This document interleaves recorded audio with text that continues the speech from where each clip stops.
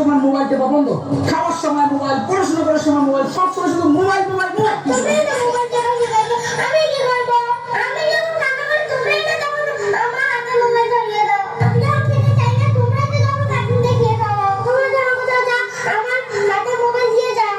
এইভাবেই তো তোমরা দুজন আমাকে মোবাইল দেখা নেশা ধরাই যাও। তাই তো আমি মোবাইল ছাড়তে শুনেছি না। এখন আমাকে মোবাইল দাও, নাহলে আমি ভাতও খাবো না, পড়াশোনাও করবো না। আর কতকাল তো বন্ধুরা দেখলেন তো, বাচ্চাদের বেশি মোবাইল দিতে নেই। বাচ্চাদের বেশি মোবাইল দিলে এমনই হয়। তাহলে বাচ্চাদের হাতে মোবাইল দেওয়ার আগে 100 বার ভাববেন। আপনারা গার্জিয়ানরা আগে সতর্ক হবেন, ঠিক আছে?